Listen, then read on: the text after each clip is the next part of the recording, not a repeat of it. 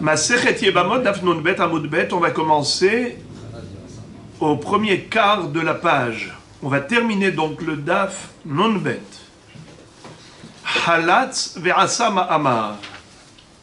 Alors, je vous le dis, Bezrat Hashem, on va terminer le Daf Nun Bet. C'est un seul bloc, ce qu'on va étudier maintenant. On va étudier un sujet. On va passer de Rabbi Akiva à Rabbeinu Akadosh, Rabbi, le rédacteur de la Mishnah, qui est en mahloket avec les Chachamim, et on va avoir 6 explications. Et donc la 6e explication se termine au Nun Gimel Amud Aleph, en haut de la page. Donc ce sera la fin du Daf Nun Bet. Mais exprès on l'a laissé comme ça pour terminer en un seul bloc, puisque c'est un seul sujet. Halatz ve'asa ma'amar. La Mishnah nous a dit que si quelqu'un a fait halitza avec la yebama, et ensuite il lui a donné de l'argent, et il a fait ma'amar. C'est quoi ma'amar? Ma'amar, c'est kiddushin miderabanan. Il lui dit hare'at mekudeshet li betabat zo kedat Moshe ve'Israël, ou avec un shtar, où il lui écrit hare'at mekudeshet li. Ça c'est le ma'amar. En général, lorsque le ma'amar a lieu avant la halitza, conformément à la loi, c'est-à-dire un homme qui veut faire iboum convenablement, il faut d'abord procéder au ma'amar et ensuite à la bi'a. D'abord il lui donne la bague et ensuite le iboum, la relation. Ça c'est le circuit normal. Si maintenant cet homme ne veut pas du tout faire iboum, alors il fait halitza, il procède au déchaussement. Maintenant, si le bonhomme au début voulait faire iboum, il a même déjà fait le ma'amar, et ensuite il a regretté, que doit-il faire? Alors il doit donner d'abord un get par rapport au ma'amar. Donc, le ma'amar c'est kiddushin derabanan, le get ce sera un get derabanan par rapport au ma'amar. Et ensuite, il va devoir procéder à la halitza, puisque minatora, une yebama, si on veut la libérer sans faire iboum, il faut procéder à la halitza. Voilà donc le circuit normal. Mais maintenant, qu'est-ce qui s'est passé? Cet homme-là, par ignorance, a fait d'abord halitza pour rompre le lien avec la yebama. Et ensuite, il a fait avec El Mahamar, c'est-à-dire qu'il lui a donné les Kiddushin. Que nous a dit la Mishnah à ce propos? Elle nous a dit En Ahar Halitza Klum. Après la Halitza, Wallo. Qu'est-ce que ça veut dire? Le Mahamar qui a lieu après la Halitza ne prend pas effet. Et si le Mahamar après la Halitza ne prend pas effet, quelle est l'incidence? Aidez-moi s'il vous plaît. Il ne peut pas la toucher. Pas seulement qu'il ne peut pas même les aller avec elle, parce que ça, de toutes les façons, il ne peut pas la toucher. Pourquoi? Parce que après la halitza, kevan shelobana shuv lo ivne. Mais quelle est l'incidence de cette histoire-là de dire que le ma'amar qu'il a fait avec elle ne prend pas effet? Donnez-moi une deuxième incidence. Il peut toucher les crovottes. Les crovottes, il ne peut pas, parce qu'il a déjà fait... Non, vous avez raison. Vous avez raison. Il aurait pu prendre des crovottes. Donc déjà, le ma'amar, si on disait qu'il prenait effet, donc il aurait interdit les crovottes. Mais là, comme il vaut rien. Premièrement. Mais comme il ne vaut rien, donc les crovottes ne lui seront pas interdites. Bravo. Deuxième incidence, c'est qu'elle n'aura pas besoin de guette. Parce que le Mahamar ne marche pas. Elle a fait halitza et ensuite ma'amar. Elle peut maintenant se remarier sans guette. Alors que si c'était l'inverse, si elle avait fait d'abord ma'amar et ensuite halitza, elle aurait besoin pour se remarier avec un étranger, elle aurait besoin des deux choses, halitza et guette. Ça veut dire que la halitza n'aurait pas suffi. S'il y avait eu ma'amar d'abord, et avant la halitza, il aurait fallu halitza plus guette. Or maintenant, puisque c'est une inversion de la chronologie. Il a fait d'abord Halitza et ensuite Ma'amar. Ce Ma'amar est caduc. Il est nul et non avenu, donc il n'a aucune incidence, ni pour interdire les crovotes, ni pour avoir besoin d'un guet. Ça y est, elle est libre, elle peut aller se remarier. Gemara. Amar Rabbi Yehuda Amar Rav. Zo, divrei Rabbi Akiva. De Amar, en kiddushin tovsin bechayave lavin. Aval chachamim omrim, yesh ahar halitza klum. Rabbi Yehuda nous dit au nom de Rav que cet enseignement que nous venons de voir, il ne peut fonctionner que d'après Rabbi Akiva, mais pas d'après Chachamim. C'est-à-dire, on vient de dire que si le Yabam a fait Halitza avec la Yebama, et ensuite il a fait Ma'amar, c'est-à-dire Kiddushin, ces Kiddushin sont caducs. Pourquoi? Pourquoi? Parce qu'il a déjà fait Halitza. Selon Chachamim, ces Kiddushin ne sont pas caducs. Pourquoi? Les Kiddushin prennent effet, même après la Halitza. Pourquoi? Car la Halitza, c'est vrai qu'elle a libéré. Maintenant, elle peut aller se remarier. Mais c'est lui qui s'est remarié avec elle. Il lui a donné de l'argent, il lui a dit Ariat Mekudeshet li. Betabarat zo kedat Moshe Israël.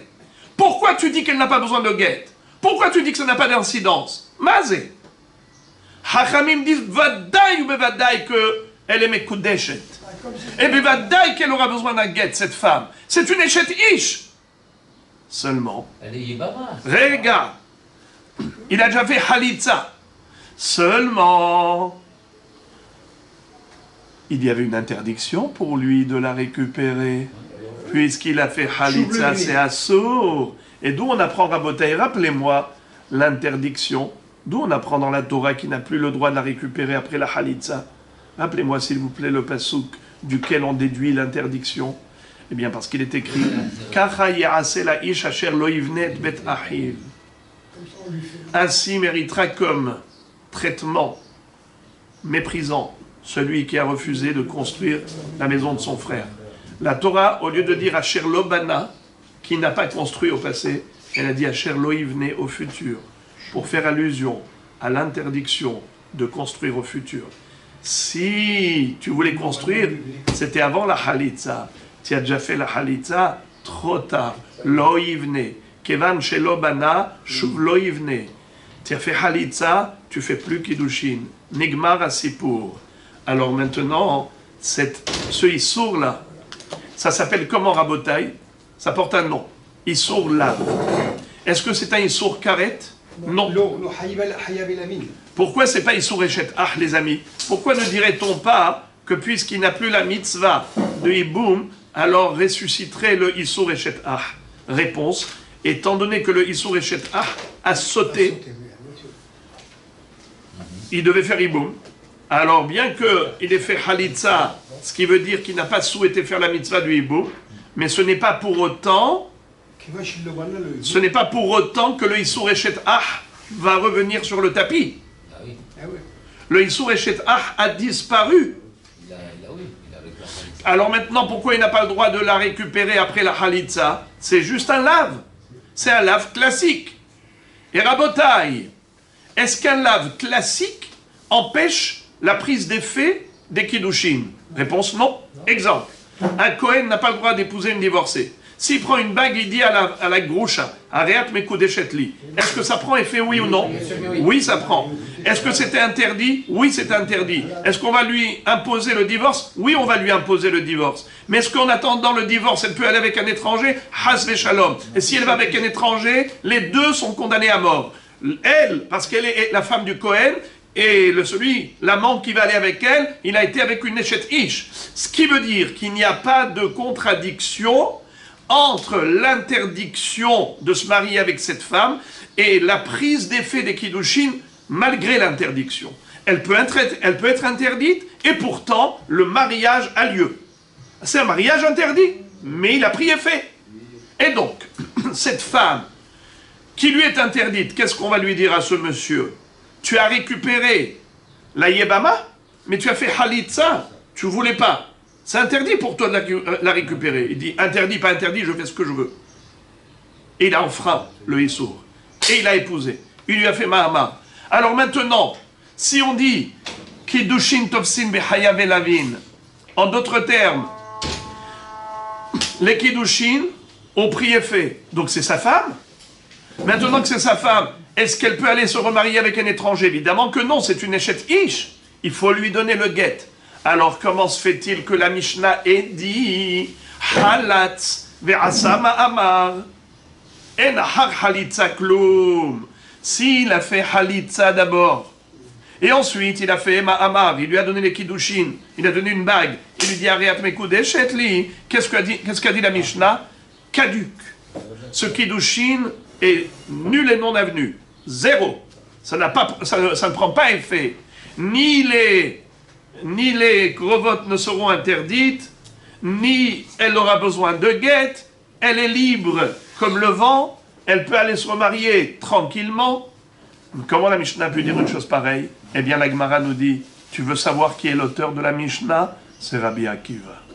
Rabbi Akiva, nous connaissons sa chita. Lui, qu'est-ce qu'il dit? En kiddushin tovsin bechayav elavin. Rabbi Akiva pense que pas uniquement des Hayavé Kritut ou Hayavé Mitot Bedin en Kiddushin Tovsin, mais même Hayavé Lavin en Kiddushin Tovsin Hayavé Lavin. Pour certains, comme Shimon Atemani, et la halakha est comme lui, eh bien, en Kiddushin Tovsin Hayavé Kritut ou Hayavé Mitot Bedin, c'est seulement si l'interdiction de se marier avec cette femme est un interdit grave, qui est passible du retranchement ou de la peine capitale. En effet, une interdiction pareille empêche la prise d'effet des kiddushin. Exemple, un homme qui dirait à sa sœur, Ariat mekudeshet li betabaadzo, est-ce qu'elle est mekudeshet? Évidemment que non. Est-ce qu'elle a besoin d'un guet? Non plus. Pourquoi? Car l'interdiction pour eux d'avoir une relation, c'est un interdit passible de karet. Alors, si le Issour est tellement grave, il empêche la prise d'effet des kiddushin. Mais si c'est un lave classique, comme j'ai dit, un Kohen avec une divorcée, c'est un lave classique, c'est pas karet. Alors, oui, les kiddushin prennent effet. Mais Rabbi Akiva, lui, qu'est-ce qu'il dit en général? En kiddushin tovsin bechayav elavin. Pas uniquement hayavé mitot bedin ou hayavé kritot. Les kiddushin ne prennent pas effet. Même Hayavé Lavin, en Kiddushin Tovsin. Or ici, c'est un lave. Loivne betachi. Kevan shelobana. Chauve loivne. Alors Rabbi Akiva te dit, si après la halitza, où il a un lave, un interdit de la reprendre, s'il a reprise en faisant Mahamar seulement, le Mahamar n'a pas pris effet. En ahar halitza klum. Après la halitza, plus rien n'est possible. Car ça y est, il y a un lave. Selon Rabbi Akiva, s'il la récupère, les enfants seront mamzerim.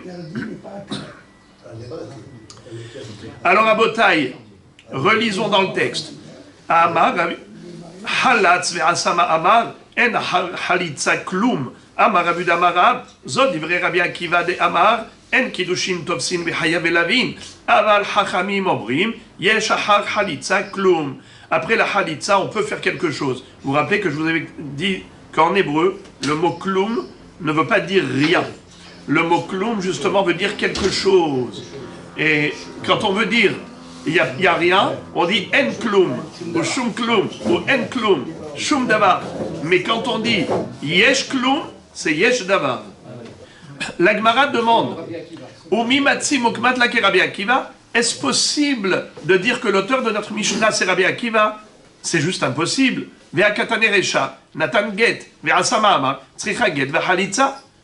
Puisque nous voyons plus haut, dans la Mishnah, il est écrit que si jamais le Yabam, au début, il ne voulait pas faire Iboum, qu'est-ce qu'il a fait? Il a donné un guet à la Yebama, par ignorance, parce qu'il croyait que pour rompre le lien avec une Yebama, il fallait procéder par un guet. Alors il lui a donné un guet. Après on lui a dit, tu sais que le guet, il est caduque. Parce que tu fais un guet, ça sert à rien. Il dit, ah bon, oh c'est super. Alors je voudrais la reprendre. J'ai regretté, je voudrais la récupérer. Alors il fait Mahamar avec elle. Il lui donne les kiddushin. Il lui dit, Ariat mekudesh et li betabarat zukedat Moshe Israël. Alors on lui dit, monsieur, mais tu fais Mahamar après lui avoir donné le guet, ça marche pas. C'est-à-dire qu'on lui a dit, le guet ne suffit pas, il faut faire Khalitza. Alors quand on lui a dit que le guet ne suffit pas, il faut faire Khalitza, il a cru que le guet, il est zéro. Alors s'il est zéro, alors je fais Mahamar. Alors on lui dit, non, tu peux faire, ni tu peux te suffire du guet, il faut faire Khalitza, et ni tu peux faire Mahamar, parce que c'est un Mahamar qui vient après le guet. Alors qu'est-ce qu'il faut faire maintenant? Regardez ça. Nathan Get, Verasa Mahamar. Il a fait deux choses contradictoires. D'abord, il a donné le guet, et après, il a fait Mahamar. Tzricha get va Halitza. Maintenant, elle a besoin d'un deuxième guet et de Halitza. Pourquoi elle a besoin d'un deuxième guet? Pour le Mahamar, bravo. Pourquoi elle a besoin de Halitza? Pour la libérer. La libérer thoraïquement. Parce que le Mahamar, c'est un lien rabbinique. La Zika, c'est un lien thoraïque. Quand un Yabam veut se séparer de sa Yebama après le Mahamar, il faut deux ruptures. Rupture rabbinique, rupture thoraïque. Le guet et la Halitza. Très bien. Maintenant, la Gemara dit, cette halakha que nous a enseigné la Mishnah ne peut pas correspondre à Rabbi Akiva. Alors ne me dis pas que c'est Rabbi Akiva qui en est l'auteur de cette Mishnah. Ve'i Rabbi Akiva, kevan di yahivla get, mimahneba ma'amar. Quelle est la preuve que Rabbi Akiva n'est pas d'accord avec cette halakha? Ve'atania Rabbi Akiva Omer, il est écrit dans une braïta que Rabbi Akiva enseigne, minayin la noten get ibamto shene esra alav olamit, shene mar lo yuchal ba'la rishon asher shileha la shuv lekarta liot lo leisha, ahar shiluah. Qu'est-ce que ça veut dire? Rabbi Akiva déduit d'un pasouk qu'un Yabam qui aurait donné le guet à la Yebama au lieu de faire Halitza, désormais, il ne peut plus la reprendre. Minatora. Minatora. Et d'où on apprend ça que, d'après Rabbi Akiva, d'où Rabbi Akiva il a déduit qu'un Yabam qui au lieu de faire Halitza a donné un guet. Ce guet-là, même si il n'est pas suffisant, il faut encore faire Halitza, mais il est suffisant pour lui interdire à ce Yabam de la reprendre. Et ça, il apprend de Minatora. D'où il apprend? Vous connaissez l'histoire de Marzir Gauchato. Bien sûr que vous connaissez. Lorsqu'un homme a divorcé, il a répudié son épouse, il peut la récupérer immédiatement. Si elle est d'accord, il peut se remarier avec. Mais si jamais elle est partie avec un étranger, elle s'est mariée avec un étranger, et après, elle a divorcé du deuxième mari, si jamais elle veut revenir au premier mari, assour. Le premier mari ne peut plus la récupérer. Lo yuchal ba'ala harishon asher shileha la shuv lekarta liot lo leisha. Alors Abota, écoutez les deux mots qui sont a priori de trop dans le pasouk. Il est écrit Lo yuchal ba'ala harishon. Son premier mari ne pourra pas asher shileha qui l'a répudié la shuv lekarta de la récupérer liot lo leisha pour la reprendre comme femme. Quels sont les deux mots inutiles? Lo yuchal ba'ala harishon asher shileha. Mais évidemment, on a parlé d'un homme qui a répudié son épouse. Elle est partie, elle s'est remariée. Après, elle a divorcé du deuxième. Alors on dit le premier mari ne pourra pas la récupérer. Mais pourquoi tu dis le premier mari qu'il avait répudié? En disant le premier mari qu'il avait répudié, tu dis ici deux mots de trop. Pourquoi? Parce que ça ne sert à rien de dire ça. On sait que c'est ça le sujet. On parle d'un homme qui a répudié son épouse, elle est partie se remarier avec un étranger. C'est le sujet. T'as pas besoin de dire le premier mari qu'il avait répudié. Mais de quoi on parle? On parle bien de ça. On parle d'un homme qui a divorcé. Ensuite, elle s'est remariée avec un étranger. Ensuite, elle a divorcé du deuxième. Et on te dit le premier mari, Barla Rishon, il ne pourra pas la reprendre. Daï! C'est très bien, c'est amplement suffisant. Pourquoi tu me dis le premier mari qu'il avait répudié? Mais bien sûr qu'il avait répudié. Ça, on le sait. Alors, il dit comme ça. La Torah fait allusion à une autre catégorie de femmes. C'est le Yabam et la Yebama. Si le Yabam donne le guet à la Yébama, eh bien, il n'a plus le droit de la reprendre ad aeternam. Définitivement, on lui est interdit. Dès qu'il a donné le guet, eh bien, ça veut dire, son frère est mort. Normalement, il aurait dû faire iboum au halitza. Lui, qu'est-ce qu'il fait? Il lui donne un guet. Ce guet-là fait de cette femme une femme interdite au yabam ad vitam aeternam. Et la Khalissa, alors? Alors, et la halitza, c'est pour la libérer pour qu'elle puisse se remarier avec un étranger. Mais par rapport à lui, elle lui est interdite À vie. à vie. Alors, donc, il faudra évidemment la halitza pour la libérer, pour qu'elle puisse se remarier avec un étranger. Mais le guet a suffi, non pas pour la libérer, mais pour la rendre interdite à celui qui lui a donné le guet. Et d'où on l'apprend? Du fait que la Torah elle a rajouté Asher Shileha, Ahar Shiluah. C'est qui est la femme que dès qu'on l'a répudiée, elle devient interdite? Normalement, c'est pas comme ça. Un homme qui divorce, il peut se remarier, il n'y a pas de problème. C'est qui la femme que juste en la répudiant, elle devient interdite? C'est la Yébama pour le Yabam. Si le Yabam donne le guet à la Yébama, elle devient interdite pour lui. Ahar Shiluah. Voilà pourquoi on a rajouté les mots Asher Shileha. Alors la Gemara, pour l'instant, comprend que ce qu'a dit Rabbi Akiva, c'est une dracha, une vraie dracha. Et donc ça veut dire qu'il y a un issour toraïque pour le Yabam qui a donné un guet à la Yébama de la récupérer. Si c'est un issour toraïque, nahon, donc ça veut dire que c'est Hayavé Lavin. Lo yuchal ba'ala rishon, c'est Hayavé Lavin. Si c'est Hayavé Lavin, alors comment tu peux comprendre la Mishnah qui a dit Natan get ve'asama amar tzricha get v'halitza. Elle a besoin d'un deuxième get. Il a donné le get. Il a fait ma'amar. Elle a besoin d'un deuxième get et de la halitza. Get pourquoi? Par rapport au ma'amar. Halitza pourquoi? Parce que c'est une yébama. Ribono shel olam. Mais d'après Rabbi Akiva, qui a dit que en kiddushin tofsin b'chayve lavin. En kiddushin tofsin b'chayve lavin. Et là maintenant, un yabam qui a donné à la yébama un get, c'est un lave. C'est quoi le lave? Lo yuchal ba'ala rishon ekarta. Lo yuchal ba'ala rishon asher shileha ekarta. N'est-ce pas? Alors, si c'est Asur Minatora, donc le ma'amar qui lui a donné après le get, il est caduc. D'après Rabbi Akiva, il vaut rien. En kiddushin tofsin b'chayve lavin. Alors pourquoi il faut un deuxième get? C'est parce que c'est pas remarié. Pourquoi il faut un deuxième get? Mais on a dit que le mariage n'a pas pris effet. Si le mariage n'a pas pris effet, pas besoin d'un get. Si quelqu'un dit à sa sœur, Areat mekudeh shetli, Rabbi Petahia, si quelqu'un dit à sa sœur, Areat mekudeh shetli betabarazzo, elle a besoin d'un get? Non. Pourquoi non? Parce que c'est pas possible. Eh bien c'est pareil. Pour Rabbi Akiva, c'est exactement pareil. Donner un mahamar à une yébama à qui il a déjà donné le get, c'est pas possible ce mariage. Et si ce n'est pas possible, pourquoi il a besoin d'un get? Donc forcément la Mishnah ne va pas d'après Rabbi Akiva. Alors comment tu m'as dit tout à l'heure que la Mishnah va d'après Rabbi Akiva? Il y a ici une autocontradiction de la Mishnah. Parce que quand la Mishnah te dit En halitza klum, ça ne peut marcher que d'après Rabbi Akiva. Et précédemment on te dit qu'après le get, le mahamar il prend effet, c'est impossible d'après Rabbi Akiva. Alors décide-toi, c'est qui l'auteur de la Mishnah? C'est Rabbi Akiva ou c'est pas Rabbi Akiva? La Recha, c'est impossible d'après Rabbi Akiva. Et la Sefa, elle n'est possible que d'après Rabbi Akiva. Il y a un vrai problème. C'est ça la Kushia. Et la Gemara de répondre, Amaravashi, Get Yebamin Miderabanan, Ukra Asmarta Be'alma. Ravashi nous dit, détrompe-toi.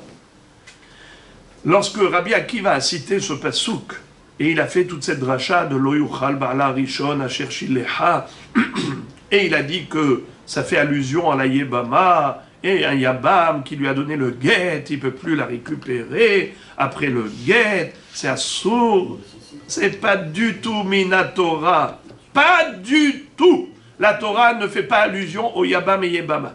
La Torah, elle parle, comme on a dit, d'un Marzir Gouchato, elle s'est remariée avec un étranger, ainsi de suite. Mais, les Hachamim, parfois, ils cherchent ce qu'on appelle une asmarta. Vous savez c'est quoi une asmarta? Un appui. Une allusion dans la Torah à une institution rabbinique. eux d'abord instaurent la loi, ils décrètent quelque chose, et ensuite, ils cherchent une base à cette institution.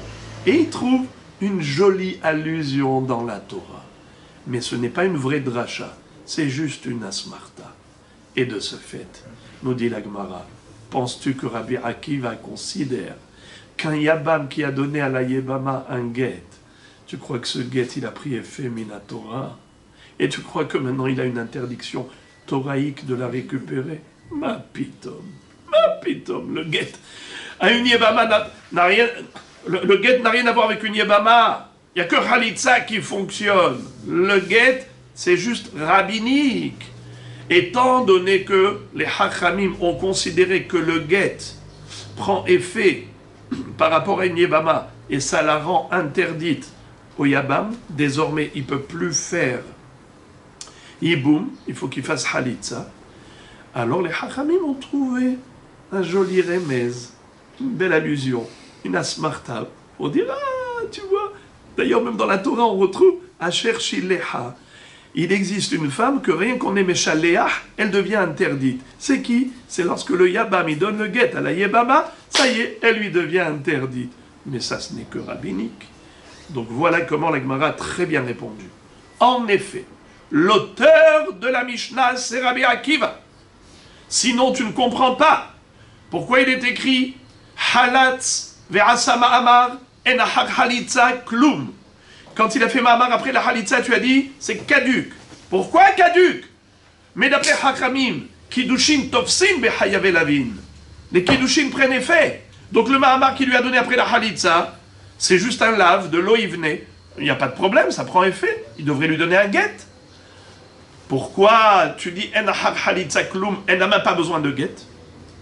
C'est Rabbi Akiva. Et l'auteur de la Mishnah, c'est Rabbi Akiva.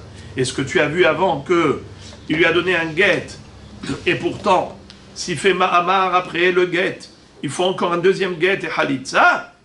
Comment ça se fait? Pourtant, tu me dis que d'après Rabbi Akiva, c'est assourd d'épouser une Yebama après lui avoir donné un guet. C'est que Midirabanan. Si ce n'est que Midirabanan, c'est sûr que les Kiddushin prennent effet. Donc lorsqu'il lui a donné ma'amar après le guet, à cette Yebama, il n'y a pas de problème, ça prend effet, même d'après Rabbi Akiva, et il faudra 2 opérations pour rompre le lien. Get et Halit. Tanya Namehachi, en effet, on a retrouvé dans la Braïta quelque part un appui pour dire que notre Mishnah ne fonctionne que d'après Rabbi Akiva. C'est écrit dans la Braïta clairement. Amar Rabbi, c'est Rabbeinu Akadosh qui le dit. C'est beau que ce soit Rabbeinu Akadosh qui le dise, parce que c'est lui le rédacteur des Mishnayot, et dans la Mishnah, il n'a pas dit que c'est Rabbi Akiva, mais dans la Braïta, il le dit clairement.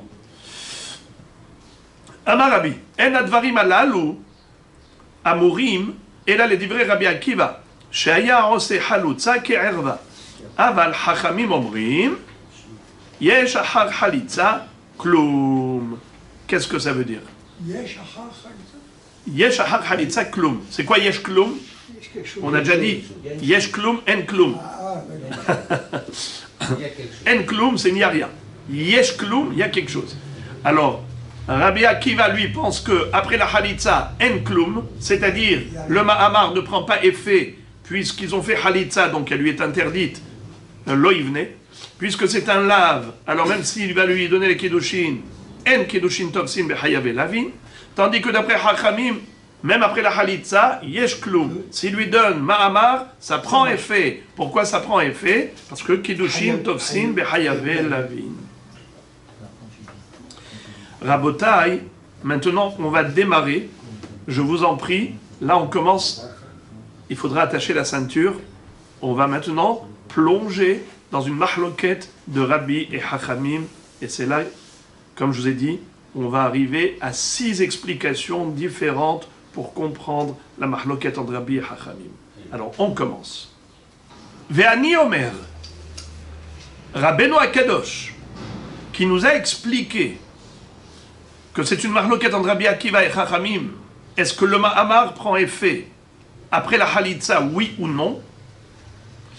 Il lui dit, Vani Omer, et mon avis personnel, dit Rabbeinu Akadosh, Et matai, bisman shekidcha leshum ishut, aval kidesha leshum yebamut, en halitza klum. Tout dépend de l'intention du Yabam, qui a fait Halitza. Et ensuite, il fait Ma'amar.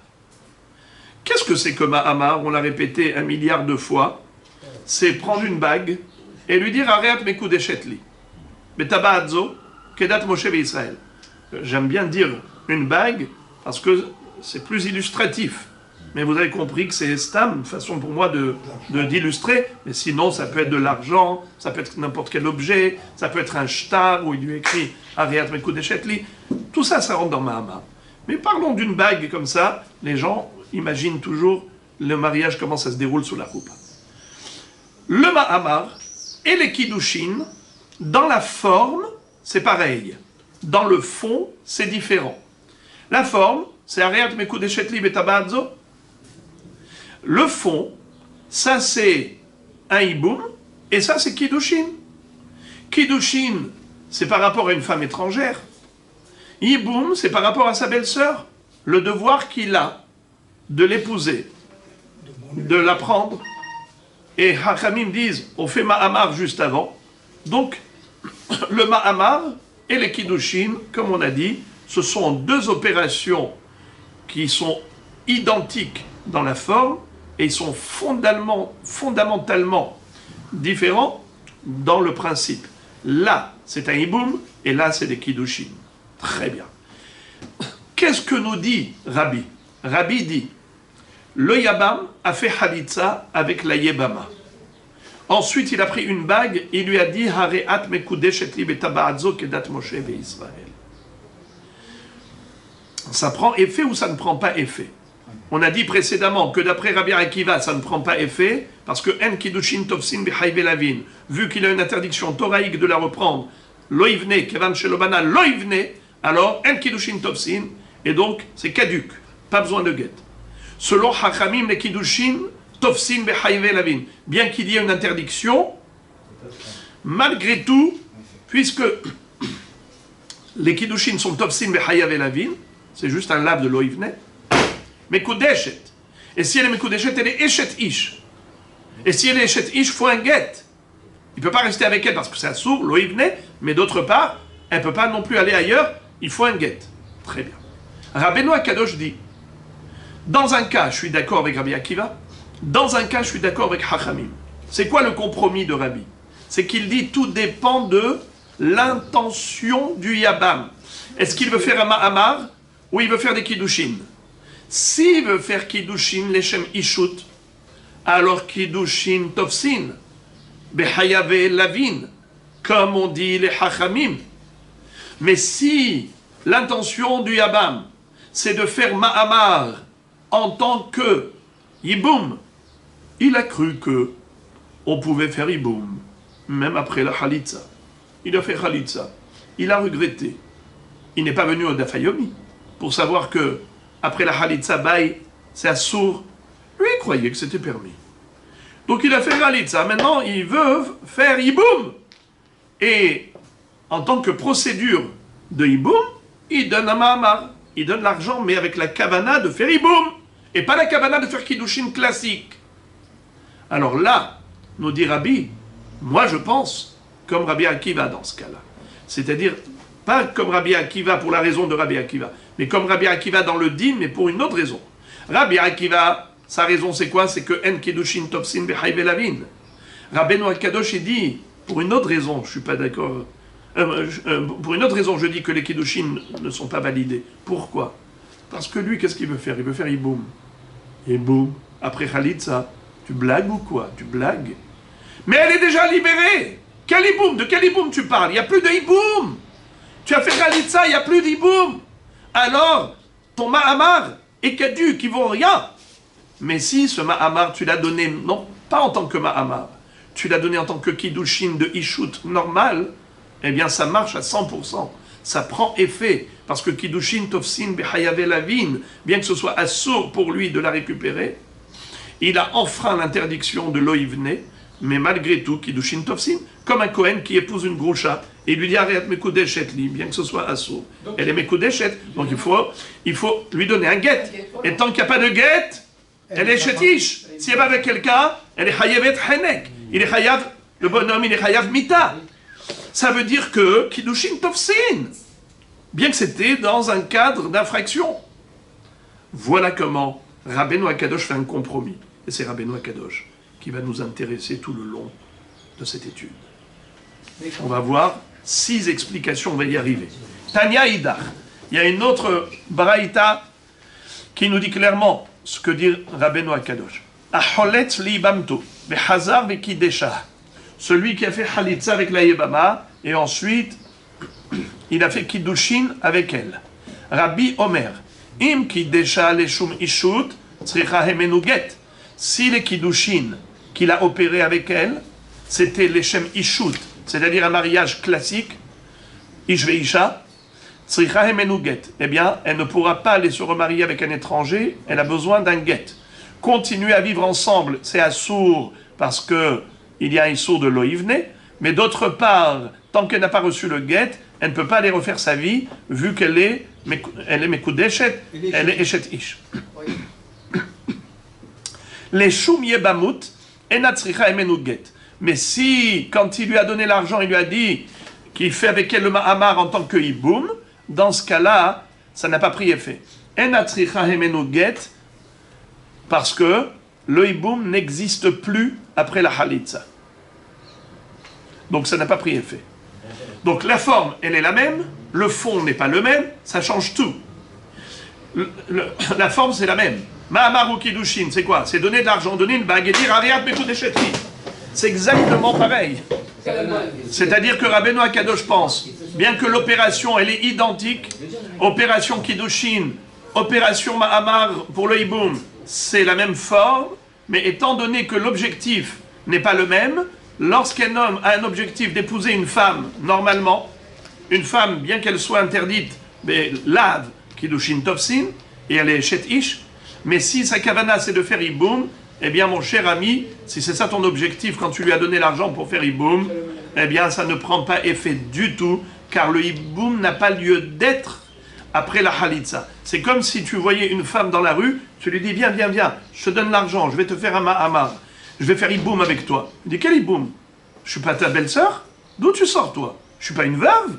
Non, non, mais c'est pas grave, t'es pas une veuve, t'es pas ma belle-sœur, viens, on va faire hiboum. Ça va pas, non? Vous pensez que ça prend effet?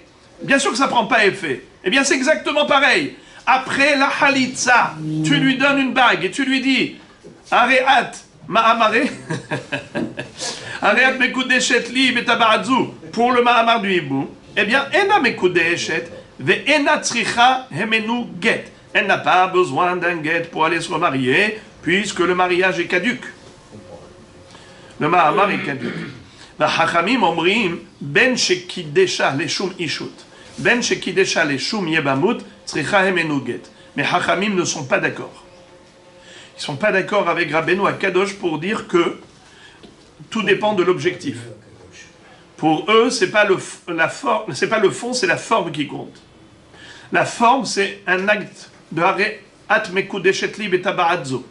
Qu'est-ce que ça change si sa kavana, c'est l'Eshem Yiboum, ou sa kavana, c'est l'Eshem Kiddushin. Il lui a dit Ariat Mekudeshet li, matarotse. Alors elle est Mekudeshet où? Oui, elle est Mekudeshet. Que ce soit en tant que Hiboum, ou que ce soit en tant que Ishut normal, elle est Mekudeshet, car c'est l'acte qui prend effet. L'acte, c'est un acte de Kiddushin, et ça prend effet coûte que coûte, et l'objectif ne change rien. Qu'il veuille faire ses Kiddushin à titre de Hiboum, ou qu'il veuille faire ses Kiddushin à titre de Ishut, ça ne change absolument rien. L'acte des Kiddushin, c'est ça le Kinyan. Il y a eu Kinyan, cette femme, elle est Eshet Ish dans tous les cas de figure. Et il lui faut un get. Même s'il y a déjà eu Halitza. Sans Kiddushin, elle m'a déjà réservé. Mais il y a eu Halitza. Il y a eu Halitza. Il a fait Ma'amar après Halitza. Après Halitza, il va faire Yiboum. Eh bien, c'est ça ce qu'il a fait. Tout de même, il a pris, il lui a dit Hareat Mekudeshet li betaba'adzo. Les Shem Yiboum. Alors c'est un Kiddushin Taout, ça. C'est pas Taout. C'est pas Taout. Parce que c'est le Marasé Kiddushin qui compte. C'est pas Dvarim Shebalev. Ce qu'il pense dans son cœur, peu importe. Dvarim Shebalev enam Dvarim. Ce qui compte, c'est l'action qu'il a faite. Vous comprenez? Je vais vous donner un exemple. J'ouvre une parenthèse, parce qu'on n'est pas loin de Pessah, j'en profite. Vous vous rappelez, il y a eu ce qu'on appelle Mechirat Hametz la Goy. La Rabbanout, elle vend au Goy. Pensez-vous vraiment que le Goy veut acheter? Non. Pensez-vous vraiment que le Goy va venir chez vous à la maison, vous chercher le kilo de pâtes qu'il y a au coin là-bas derrière, je ne sais pas sous quelle armoire? Vraiment, ça l'intéresse? On le sait très bien. Et malgré tout, Dvarim Shebalev enam Dvarim. Ce qu'il pense, peu importe. Ce qui compte, c'est ce qu'il a fait. Il a fait un kinyan, il a payé, on a fait tout le kinyan. L'acte qui compte. Et donc, s'il y a eu kinyan, il y a eu kinyan. Il ne peut pas revenir en arrière et dire « Non, mais je ne voulais pas, je n'étais pas sérieux, je n'avais pas cet objectif vraiment, je ne pensais pas que j'allais... » Ce que tu penses nous importe peu. Alors, de ce fait, nous dire « Hachamim », on n'est pas d'accord avec Rabbeinu Akadosh. Rabbeinu Akadosh dit que l'objectif, c'est lui qui valide ou invalide le Maasé. Le Maasé, c'est le même, il est identique. Ariat Mekudeshet li betabarazo kedat Moshe Israël. C'est le même Maasé dans Mahamar et le même Maasé dans Kiddushin. Mais étant donné que le Hiboum n'existe pas après la Halitza, si tu as dit que ce Maasé, tu le fais dans le but de Hiboum, zéro, caduc. Ça n'existe pas. C'est comme si tu rencontrais une femme dans la rue. Le Hiboum, ça marche? Non. Même si tu lui dis, voilà, je te donne l'argent pour faire Hiboum, n'importe quoi. Eh bien, la même chose. Après la Halitza, cette femme, elle est étrangère, on a rompu le lien, il n'y a plus de Hiboum, donc le Mahamar, il ne vaut rien. Même pas besoin de guette. Mais si, à cette belle-sœur, à cette ex-belle-sœur, après la Halitza, elle a été libérée, et ça, il le sait, et il lui dit, Ariat Mekudeshet li, en tant que femme normale, pas en tant que belle-sœur, les Shemishut, Mekudeshet, nous dit Rabbeinu Akadosh, elle a besoin d'un guette. Et Hachamim pousse le bouchon plus loin. Et ils disent, pas seulement quand c'est les Shemishut qu'elle a besoin d'un guet, mais même quand c'est pas les Shemishut, même quand c'est les Shem Mahamar. C'est en tant que Mahamar de Hiboum. Malgré tout, ça prend effet. Parce que l'acte de Hareat Mekudeshet li betabarazo kedat Moshe Israël, il a fait cet acte, peu importe sa kavana, c'est l'acte qui compte. Elle est Mekudeshet, elle a besoin d'un guet. Pour l'instant, elle est chez Ish. Elle ne pourra pas aller avec un étranger. Alors, c'est là le démarrage des 6 opinions. Amar Rav Yosef. Rav Yosef, c'est le premier des 6 Amoraïm qui vont expliquer l'opinion de Rabbi. Maïtama de Rabbi.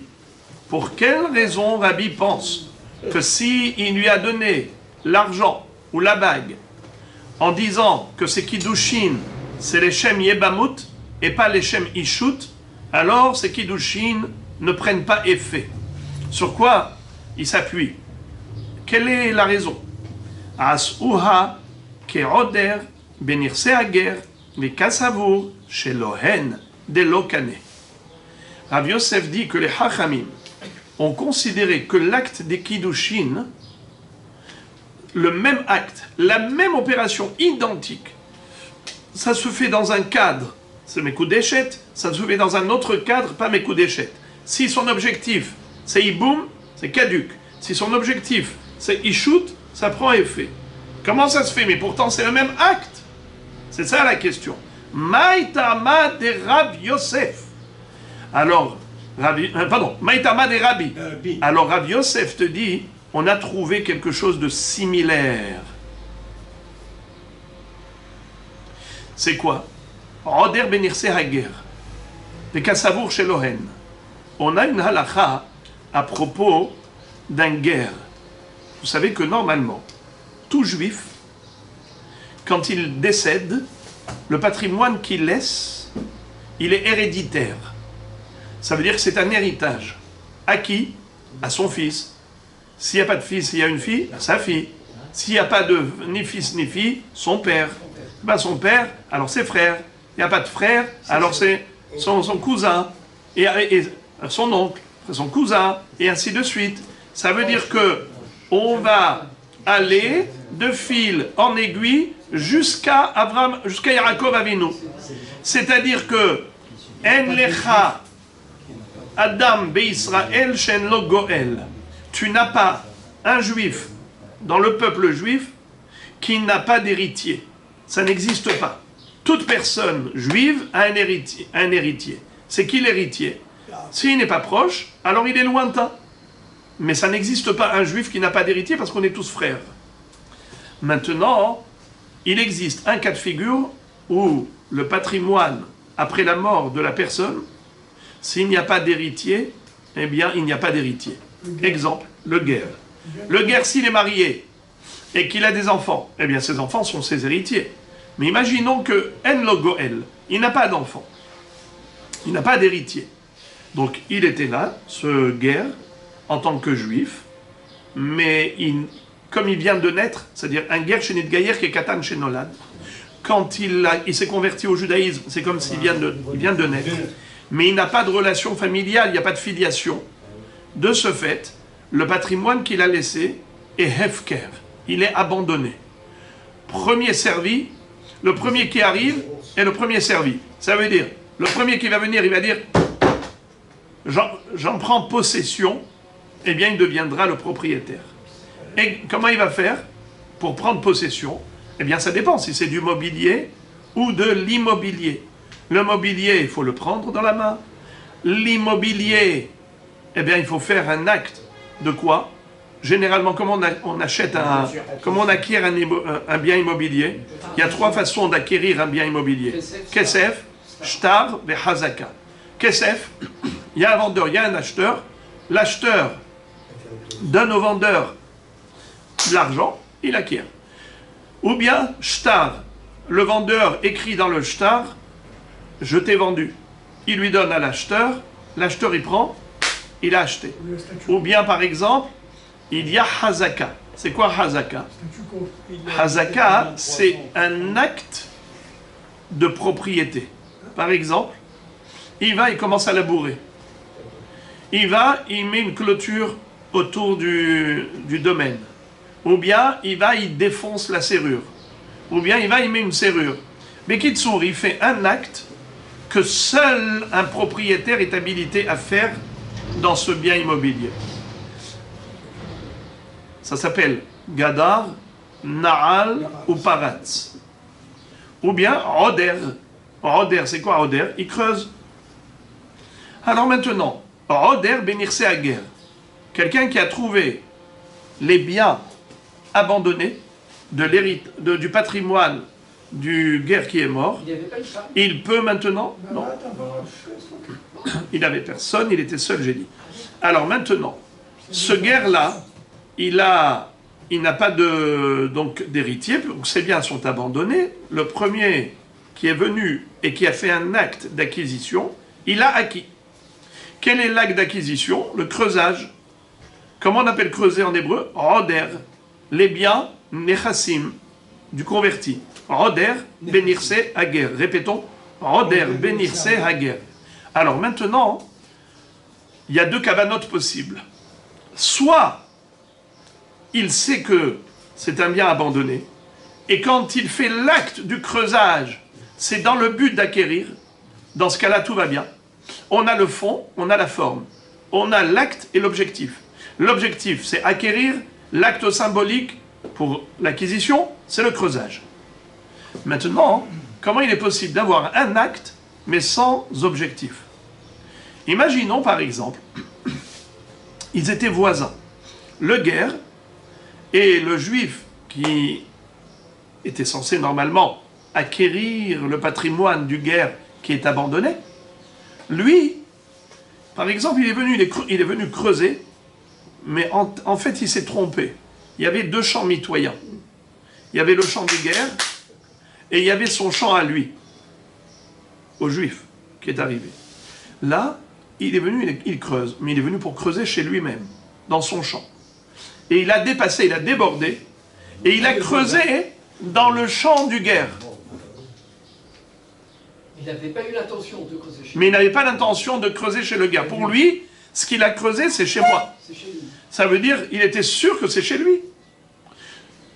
le creuseur était sûr qu'il creusait dans son propre champ et non pas dans le champ d'un autre.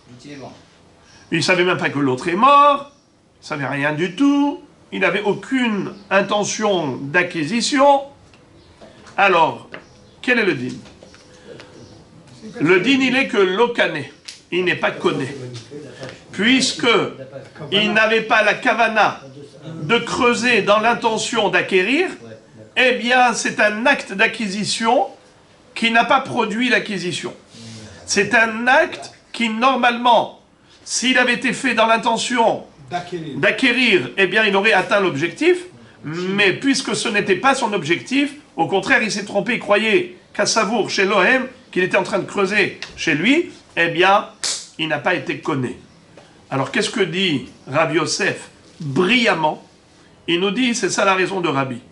Rabbeinu Akadosh distingue entre un Mahamar et Kiddushin.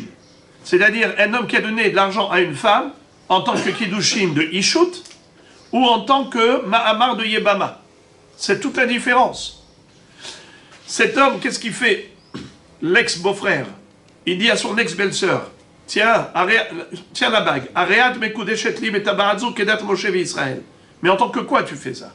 Tu fais ça en tant que hiboum? Après la halitza, le hiboum n'existe plus, il n'a pas lieu d'être. S'il n'a pas lieu d'être, c'est caduc. Elle n'a pas besoin de guet, elle n'est pas mekudeshet. Mais si c'était dans l'objectif de faire kiddushin avec une femme étrangère, c'est comme si dans la rue, il a croisé une femme, il lui dit Arrête mekudeshet li, et elle dit d'accord, elle lui donne son doigt, mekudeshet. Si c'est en tant que kiddushin, c'est comme ça qu'il a fait avec son ex-belle-sœur, en tant que kiddushin, c'est vrai que c'est assourd. Pourquoi c'est assourd? Parce que c'est écrit loivne. Asher loivne de Petachif, puisqu'il a fait halitza, kevan shelobana, shuv loivne. C'est un lave classique, c'est pas un chiyuv karet.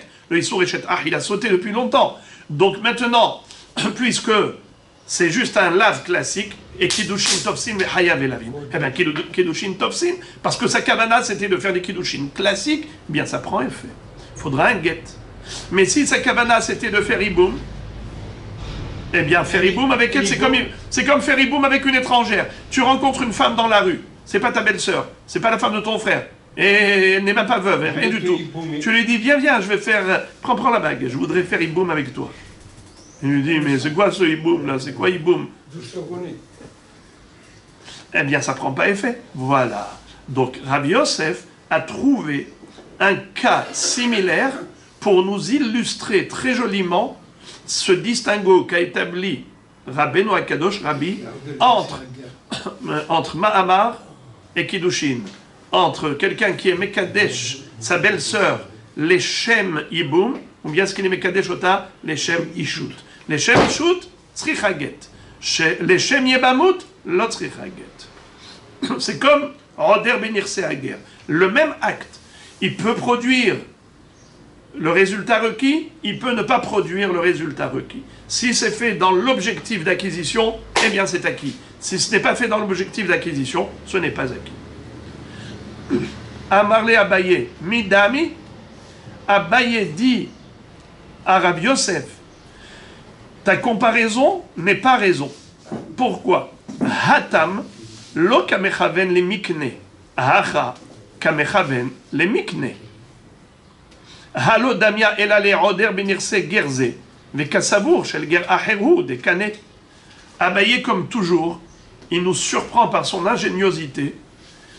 Il dit à Rabbi Yosef, regardez comment il va couper le cheveu en deux. Il va lui dire, excuse me. Aucun rapport.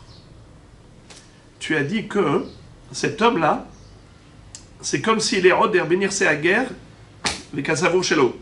Il pensait que c'était son bien à lui, son champ à lui.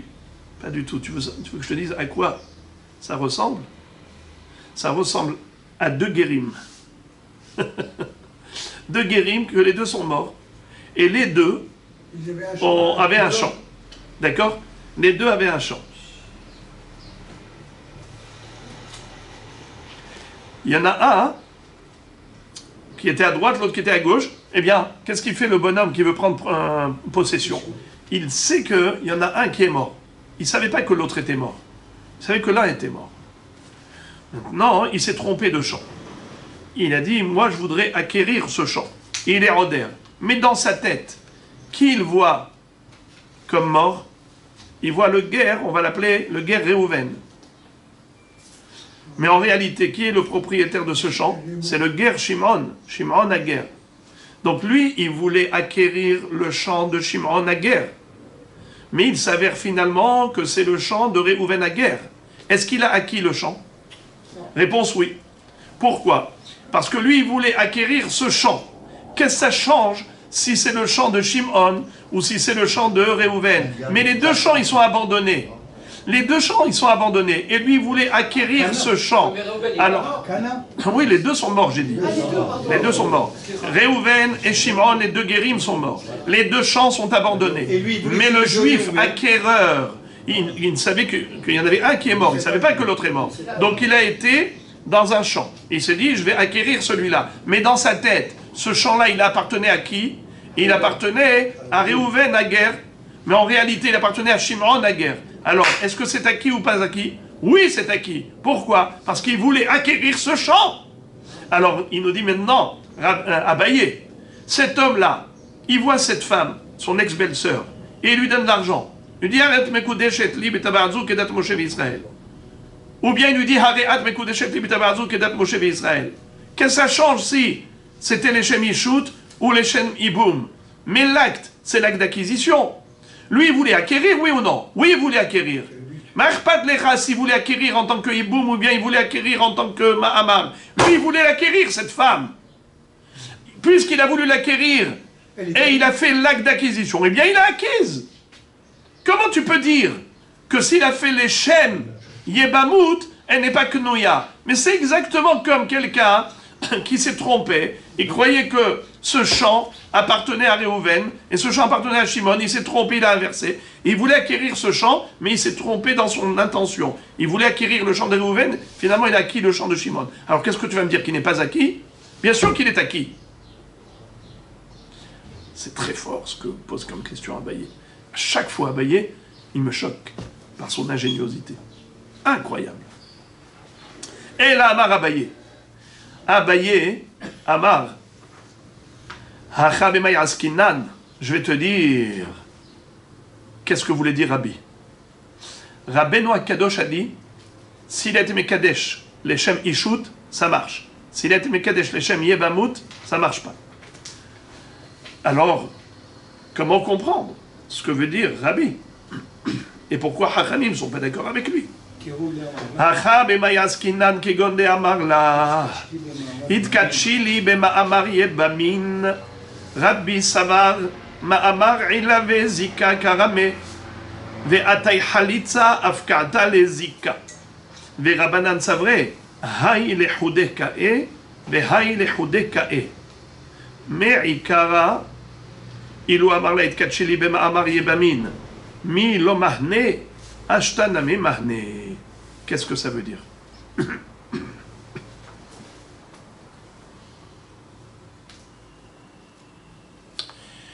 vous rappelez hier ce que je vous ai dit à propos du câble de connexion? Les câbles de connexion. Entre un Yabam et une Yebama, il y a un lien. Il y a un lien.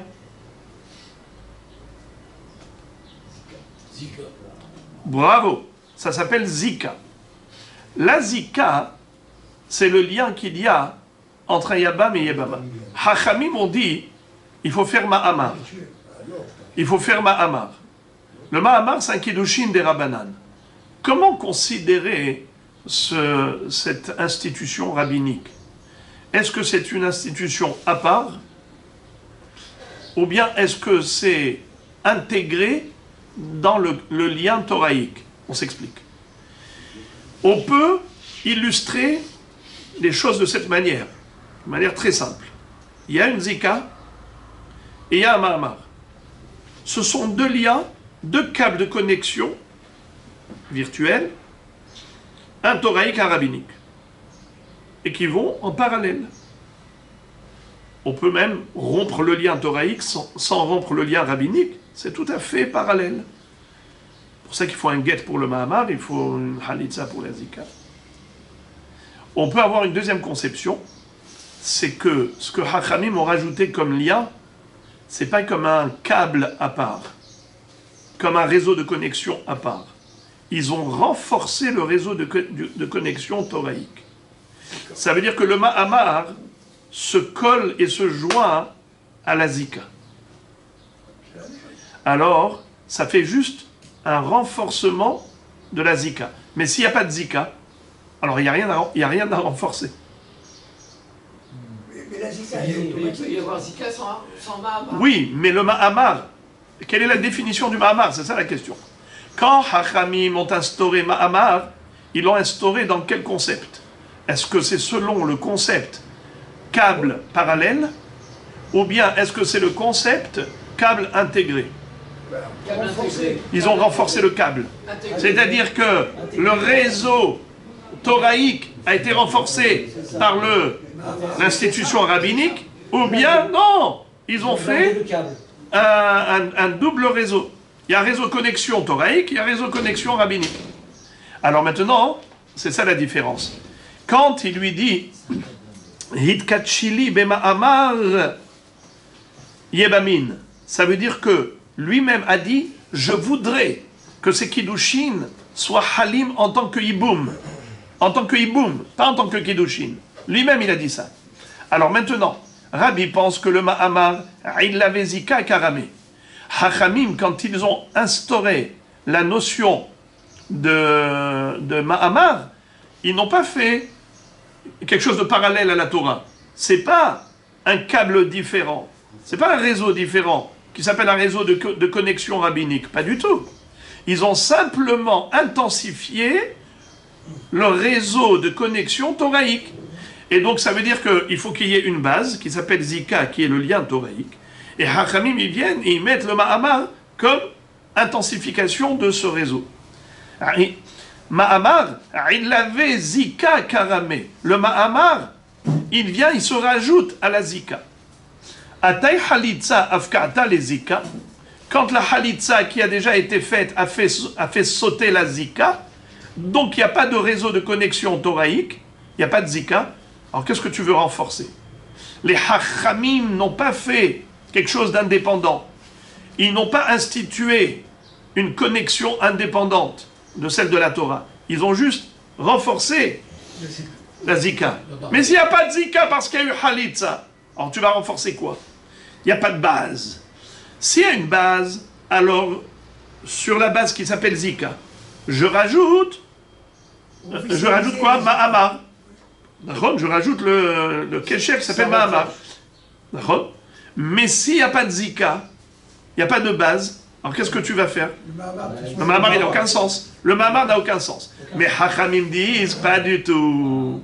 La Takana de Mahamar, c'est une connexion parallèle. On a la connexion thoraïque, Zika. On a la connexion rabbinique, Mahamar.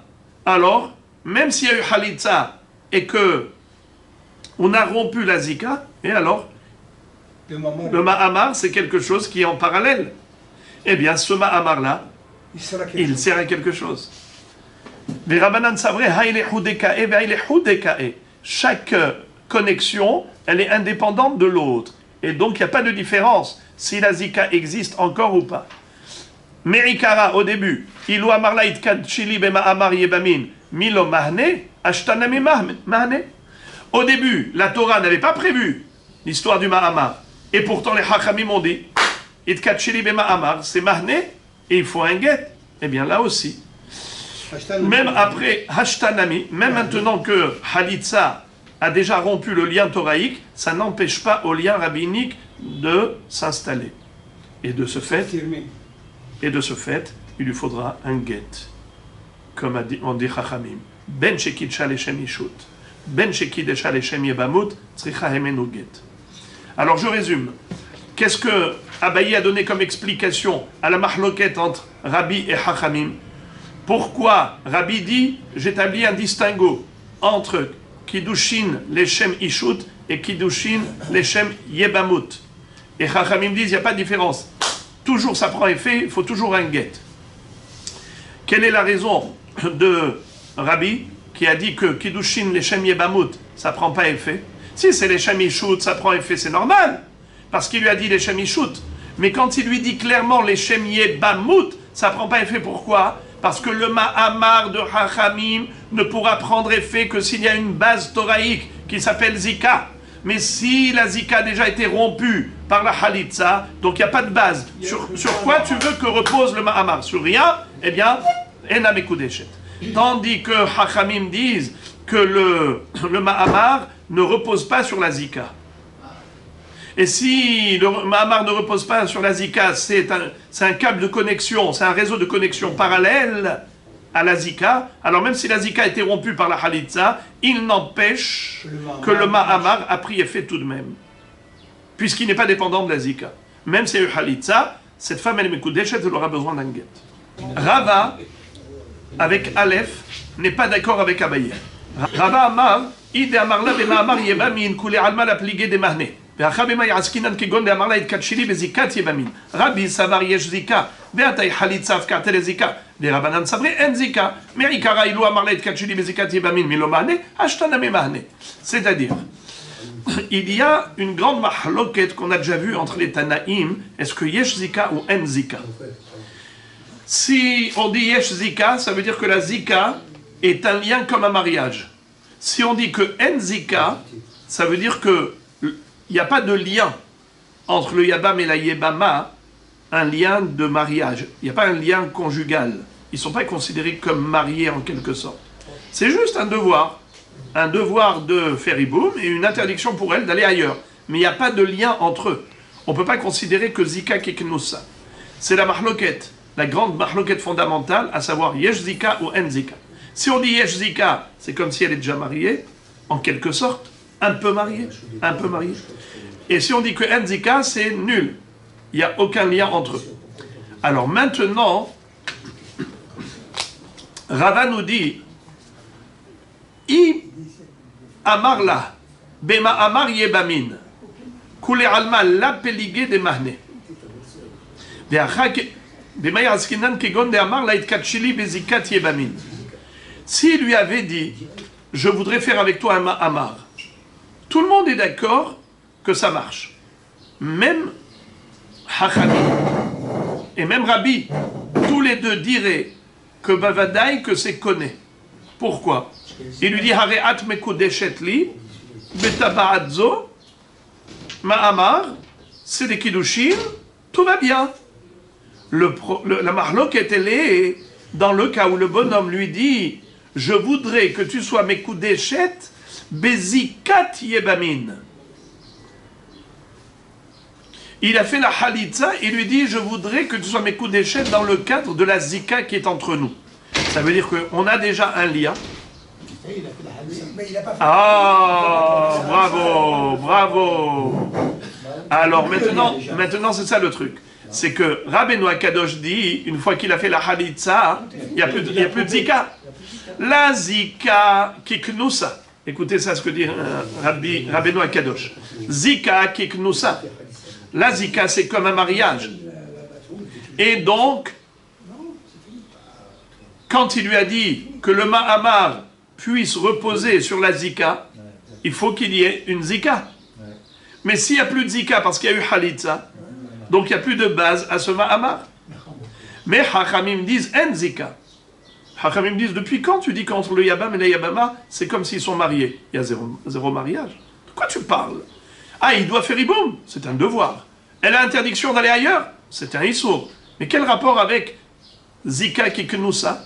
Tu dis que c'est comme s'il a déjà épousé, comme s'il y avait un lien conjugal qui le reliait. Mafitom, il n'y a aucun lien. Et regarde, s'il vous plaît, on arrive là à l'essentiel, ne coupez pas. C'est le plus difficile, c'est de comprendre les Hachamim. Hachamim te disent, En Zika. Ça veut dire quoi En Zika? Il n'y a pas de lien virtuel entre... Il n'y a pas de lien virtuel entre le Yabam et la Yabama, de toutes les façons. Alors, en général, quand il fait Ma'amar, est-ce que le Ma'amar a besoin d'une base? Non. Il n'a pas besoin de base. Le Ma'amar, il a lieu même si entre Yabam et Yabama, il n'y a aucun lien. Alors même s'il a fait Halitza, quand il lui a dit Itkachi bezikat yebamin, il n'y a pas de problème. Hala Kiddushin. Pour ça que les Hachamim disent qu'il fasse les Shem Iboum ou les Shem Ishut, dans tous les cas de figure, Tzrichageh. Parce que ça prend effet. Au contraire, parce qu'ils disent, oh, écoutez, c'est très très subtil. Écoutez, c'est très subtil. C'est hyper subtil. C'est que, justement, Hachamim disent Enzika. Et puisque Enzika, ça veut dire que le Mahamar n'agit jamais en fonction de la Zika. Parce que la Zika n'existe pas. Ça veut dire quoi, la Zika n'existe pas? On ne peut pas considérer qu'il y a un lien virtuel entre le Yabam et le Yabama. Il n'y a aucun lien entre eux. Il y a des devoirs. Des devoirs. Mais ce n'est pas un lien. Quel lien? De quel lien tu parles? Ils sont mariés, ils ne sont pas mariés. Il y a un devoir qu'ils se marient. C'est un devoir. Mais ils ne sont pas mariés pour l'instant. Alors le Mahamar, il se greffe à quoi? Il se greffe à une Zika, mais il n'y a pas de Zika. Alors de ce fait, s'il n'y a pas de Zika, quand il lui dit Hitkachi bezikat yebamin, mais ça n'existe pas, il n'y a pas de Zika. Donc si la Zika n'existe pas, alors le même Mahamar qui pouvait avoir lieu avant Halitza, c'est le même Mahamar qui peut avoir lieu après Halitza. La Halitza n'a rien changé. Puisque de toutes les façons, la Zika n'existe pas d'après Chachamim. Et pourtant le Mahamar il marche. Avant Halitza il marche. Oui. Sur quoi il s'appuie? Sur rien. C'est ça la takana de Chachamim. C'est qu'ils ont dit que le Mahamar avec l'Ayebama, c'est une procédure qui marche. Alors avant Halitza, après Halitza, qu'est-ce que ça change? Ça prend effet. Par contre, si, d'après Rabbeinu Kadosh qui dit que Yesh Zika, et quand il lui dit Tkachili bezikat yebamin, tu veux savoir c'est quoi zikat yebamin? C'est un lien conjugal, c'est un lien matrimonial. Il y a déjà virtuellement un lien entre le Yabam et le Yabama. Yesh Zika. Ça, c'est la base du Mahamar. Et donc le Mahamar, il vient et il s'accroche là-dessus. Alors, puisqu'il vient renforcer et officialiser en quelque sorte, officialiser la Zika, eh bien, il dit c'est seulement avant Halitza. Mais s'il y a eu Halitza, il n'y a plus de Zika. Ce mariage virtuel qu'il y avait entre le Yabam et la Yabama qu'on appelle Zika Kiknusa, ce Yesh Zika n'existe plus. Il y a eu Halitza. Alors, puisqu'il y a eu Halitza, sur quoi tu voudrais que le Mahamar y soit hal? Il lui a dit Tkachili bezikat yebamin. S'il lui avait dit Tkachili be Mahamar yebamin, Mahamar c'est le Kesef. Kesef, qu'est-ce qu'on s'en fiche s'il appelait Mahamar ou il appelait Kiddushin? On a déjà vu que ça ne change rien. L'acte est l'acte. Il peut dire ce qu'il veut. Mais l'acte est l'acte. Mais là, quand il dit Tkachili bezikat yebamin, donc clairement, il est Mechil et Kiddushin sur la Zika. Ça dépend s'il y a une Zika ou pas. Rabbeinu Kadosh dit, il y a de la Zika, c'est Hal. Il n'y a pas de Zika, lo Hal. C'est pour cela qu'avant Halitza et après Halitza, ça change tout. Avant Halitza, le Mahamar, il est Hal sur la Zika. Après Halitza, il n'y a plus de Zika. Sur quoi tu voudrais que le Mahamar, il soit Hal? Zéro. Caduc. Tandis que Hachamim disent, le Mahamar n'a jamais reposé sur une Zika. Car la Zika n'existe même pas. D'où tu me sors ce concept-là de Zika? C'est quoi cette histoire-là, Yesh Zika? Zika, c'est-à-dire quoi? Qu'il y a un lien virtuel entre eux, entre Yabam et Yabama. Il y a zéro lien. Il y a zéro lien. Il y a une mitzvah de Hiboum. Pour l'instant, il n'a pas fait Hiboum, il n'y a rien du tout. Alors, quand il lui dit Tkatchi, Bezikat Yebamin, oui, ça marche. Pourquoi? Parce que de la même façon que cette même phrase, elle marchait avant, elle marchera après la Halitza. Avant la Halitza, quand il lui a dit cette phrase, c'est Hal? Oui. Le Mahamar, il est Hal. Eh bien, il sera Hal même après la Halitza. Mais vous avez dit que les Chachamim, ils disent que la Halitza, comme il n'y a pas de Zika, il n'y a pas de Halitza, elle n'existe pas. Non, Halitza, c'est Minatora. Ah, voilà, mais c'est un devoir toraïque. Mais la Halitza, qu'est-ce qu'elle fait? Elle la libère, mais elle n'agit pas par rapport à la Zika. Parce que là, il n'y a pas de Zika. Alors quand il utilise un lachon de Hitkachili Bezikat Yebamin, ça ne change rien qu'il dise avant Halitza ou qu'il dise après Halitza. De toutes les façons, le Ma'amar, il n'est jamais hal sur une zika, puisque la zika, elle n'existe jamais. Pour Hachamim, la zika, c'est ce qu'on appelle fictif. C'est une fiction. C'est une fiction. Pour Hachamim, c'est une fiction, la notion de zika. Alors que pour Rabbeinu Akadosh, yesh zika. Zika keknusa, c'est un lien virtuel. La preuve que Zika. Et donc, pour Hachamim, itkachili bezika tiebamin, s'il lui a dit ça, il n'y a aucun problème. Avant ou après, de toute façon, ça fonctionne. Puisque là, le Ma'amar n'a jamais eu recours à la zika pour fonctionner. Alors même après Halitza, ça fonctionne. On est arrivé au troisième. On a eu l'explication de Rav Yosef, l'explication de Abaye, l'explication de Rava. Allons-y maintenant à l'explication de Rav Sheravia. Rav Sheravia donne une quatrième explication, on va arriver à 6. Rav Sheravia Amar, Behalitza Keshera, Ide Amar la et Kachili Bezikati Bamin, Kule Almal, la Péligé de l'Omane. C'est-à-dire, si un homme a fait une Halitza Kshera, c'est quoi une Halitza Kshera? Normal, le Yabam, il est face à la Yibama, il dit je ne veux pas faire Iboum, on fait Halitza. Ça s'appelle une Halitza Keshera. C'est une Halitza normale, immédiatement ça libère la Yibama, il n'y a plus rien entre eux. Si après ça, il prend de l'argent et lui dit Hitkachili Bezikat Yebamin, caduc. Puisque elle n'est plus Yebama, il n'y a plus de Zika.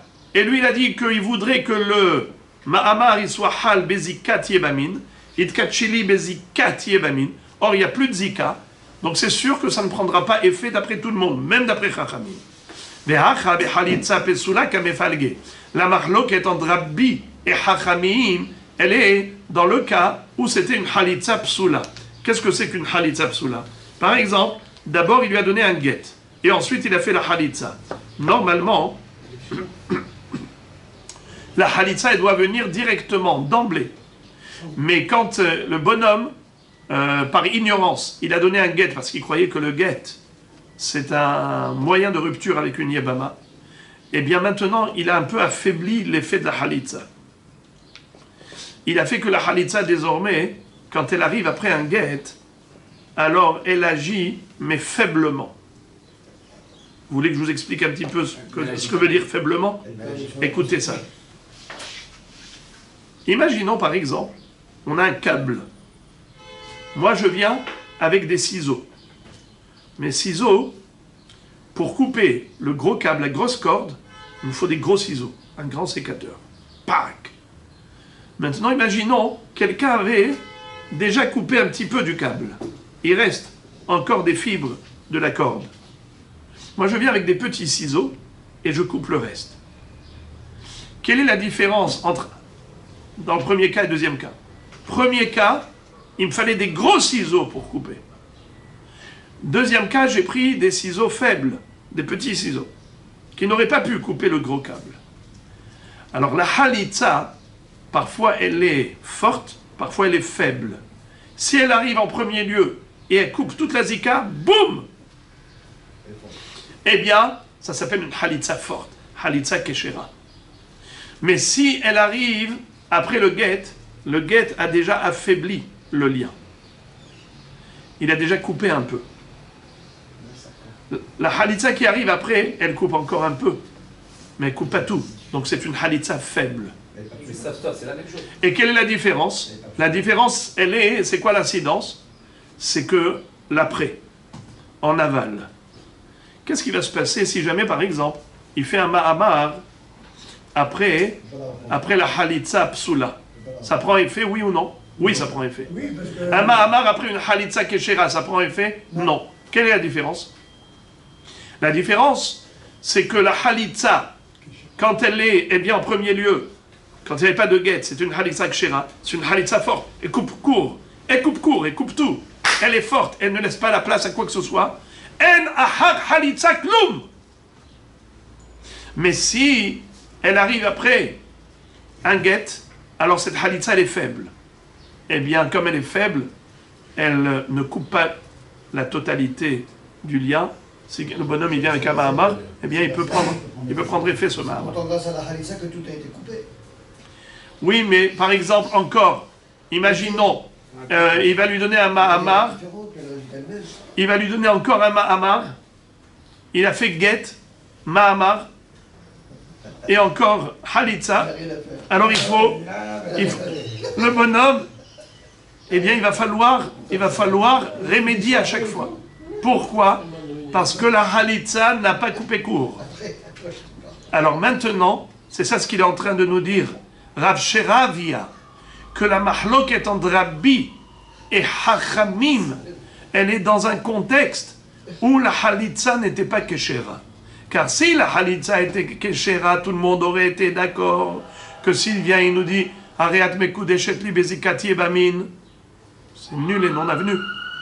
Il n'y a plus de zikati ebamin. La Halitza a coupé court. Mais il dit quand est-ce que la Halitza, elle coupe court?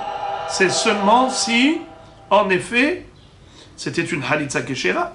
Mais quand c'est une Halitza Pesula, est-ce qu'elle coupe court, oui ou non? Mort savar Halitza Psula poteret. Ou mort savar Halitza Psula ena poteret. Ça veut dire quoi poteret?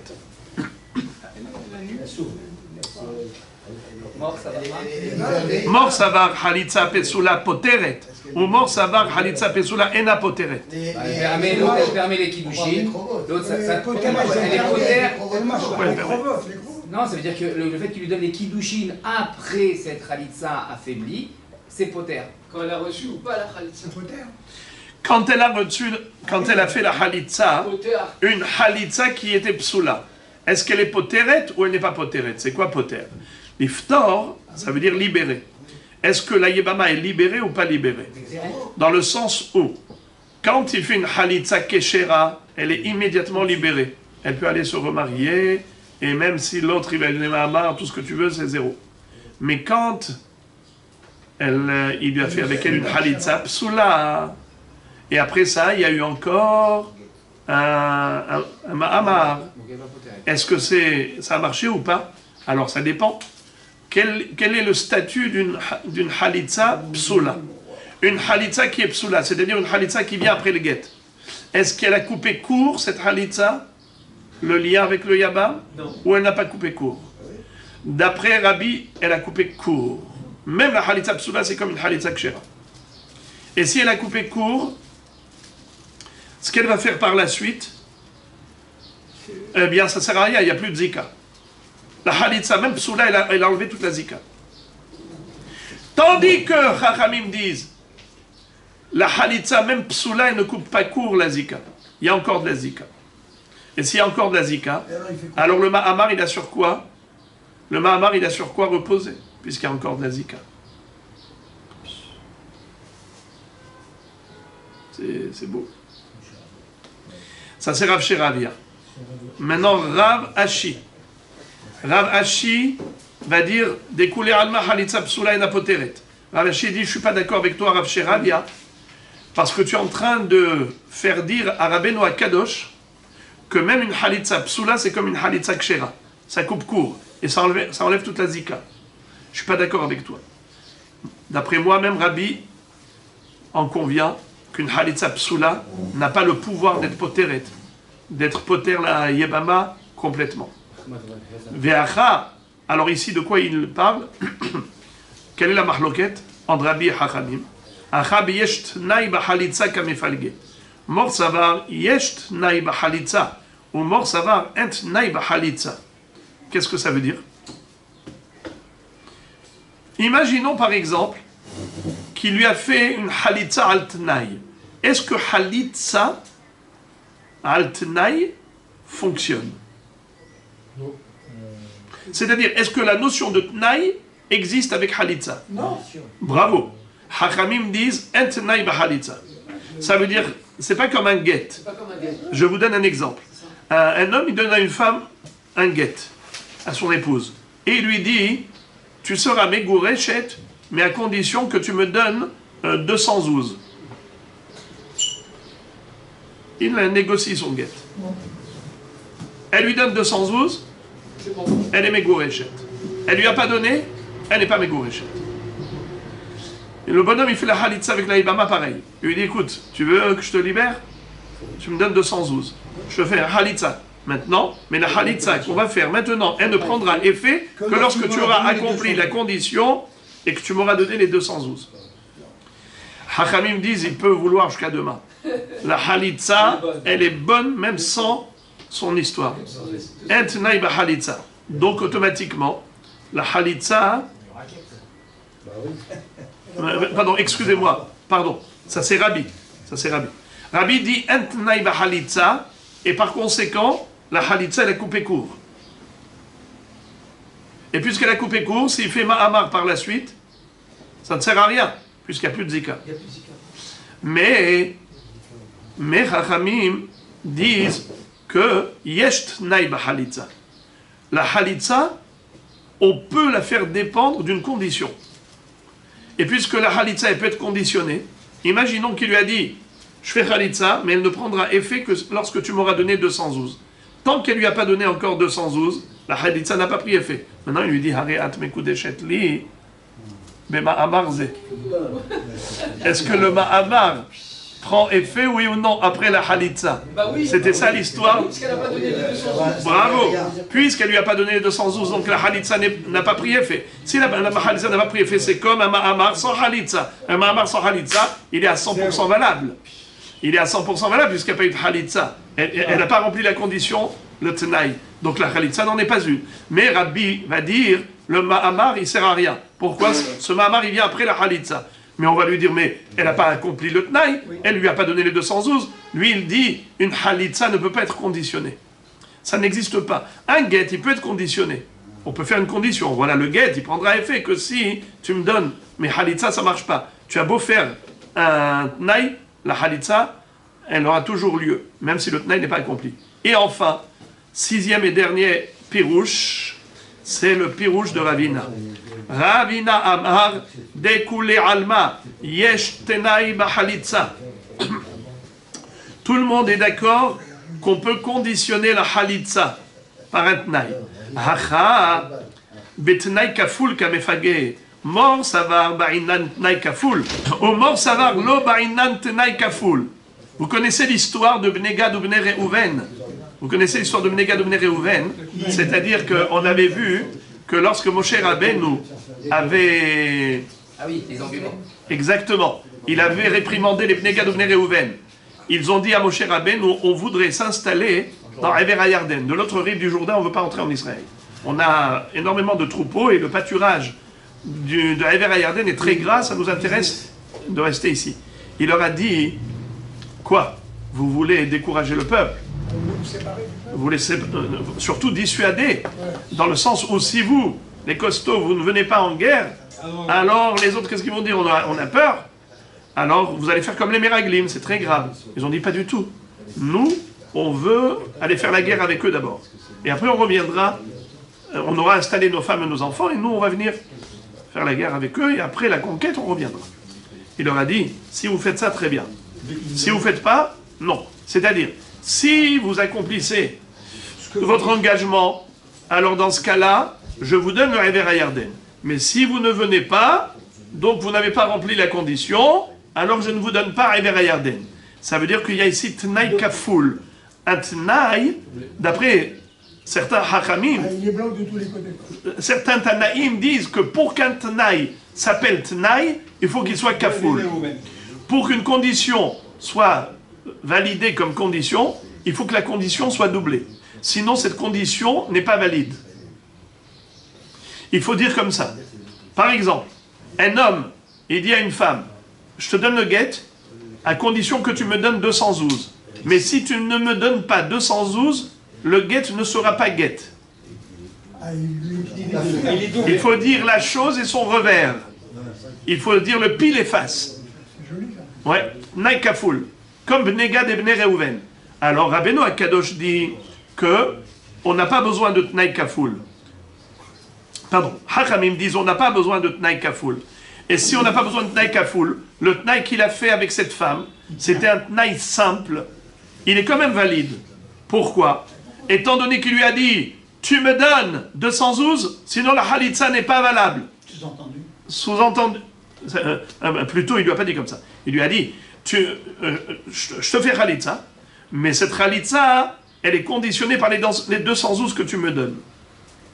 Elle sera validée par les 212. Maintenant, elle ne lui a pas donné les 212. Et il a fait Mahamar. Est-ce que le Mahamar prend effet? Hachamim disent oui. Rabbeinu Akadosh dit non. Pourquoi? Rabbeinu Akadosh dit non. Alors, parce qu'ici, il a fait un tnaï, mais il a fait un tnaï pachout. Il n'a pas fait un tnaï kafoul. Étant donné qu'il n'a pas doublé, il n'a pas dit, mais si tu ne me donnes pas les 212, la Khalitsa n'est pas valable. Alors, puisqu'il n'a pas dit ça, il a dit juste, si tu veux que la Khalitsa prenne effet, donne-moi 212. Mais il n'a pas dit, mais si tu ne me donnes pas les 212, alors la Khalitsa, elle est invalidée. Puisqu'il n'a pas doublé, alors dans ce cas-là, ça ne s'appelle pas Tnaï Kafoul. Rabbeinu Akadosh exige un Tnaï Kafoul. Et il dit, puisqu'il n'a pas doublé, le Tnaï n'est pas Tnaï. Et puisque le Tnaï n'est pas Tnaï, même si elle ne lui a pas donné les 212, la Khalitsa est Khalitsa. Et si la Khalitsa est Khalitsa, donc il ne peut plus faire Mahamar après la Khalitsa. Voilà pourquoi Rabbeinu Akadosh a dit Natanla Leshem Yebamut, ça ne marche pas. Pourquoi ça ne marche pas? Parce qu'il y a déjà eu Khalitsa. Et pourquoi la Khalitsa s'appelle Khalitsa? Mais pourtant il a posé une condition. Et il ne lui a pas donné les 212. Il n'est pas doublé. Réponse, c'est qu'il n'est pas doublé. Puisqu'il n'est pas doublé, alors le Tnaï n'est pas Tnaï. Si la condition n'est pas considérée condition, alors la Khalitsa, elle est considérée Khalitsa. Car qu'est-ce qui pouvait invalider la Khalitsa? C'est le non-accomplissement de la condition. Or, le non-accomplissement de la condition n'est pas problématique ici. Pourquoi? Parce que la condition elle-même, elle est faible.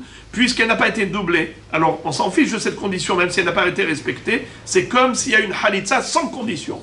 Car une condition non doublée n'est pas une condition. Donc c'est comme une Khalitsa sans condition. Alors Rabbeinu Akadosh dit, si c'est une Khalitsa sans condition, eh bien la Khalitsa elle est valide. Et si la Khalitsa est valide, le Mahamar qui fait après Khalitsa, zéro, caduc.